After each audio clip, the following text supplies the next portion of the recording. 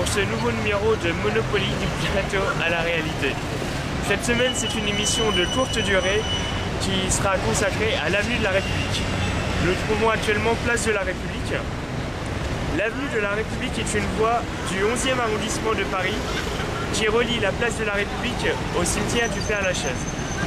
Elle a une longueur de 1600 mètres, une largeur de 30 mètres et s'appelait auparavant avenue des Amandiers.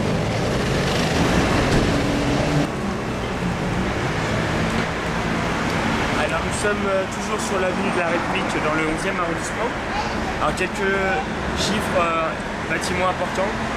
Au numéro 64 de l'avenue de la République, le philosophe Dominique Guérard y vécut de 1955 à 1968. Au numéro 79, que vous pouvez voir derrière moi, l'ESCP Europe, fondé en 1820 et transféré ici en 1898.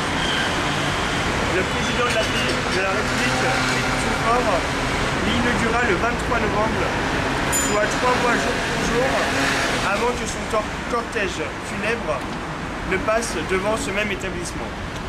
Et enfin au numéro 101, le lycée Voltaire, construit par Eugène Thoin de 1884 à 1889.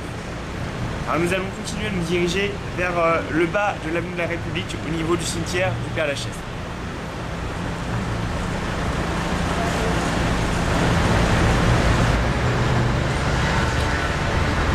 Voilà, comme vous pouvez le constater, nous sommes arrivés à l'entrée du cimetière du Père-Lachaise, extrémité de l'avenue de la République côté est. Alors cette avenue fut inaugurée en 1857. Elle s'étendait originellement de la place de la République à la rue de Malte. Une série de plusieurs extensions de 1857 à 1882 ont permis de l'étendre de la place de la République, qui a été rebaptisée du même nom en 1879, au boulevard de Ménilmontant. L'avenue de la République est desservie par les stations de métro République, Parmentier, rue Saint-Maur et Père-Lachaise. Nous sommes au terme de cette émission du 21 février. Le prochain rendez-vous que je vous donne, c'est le lundi 28 février pour une émission un peu spéciale, mais je ne vous en dis pas plus. Alors soyez au rendez-vous.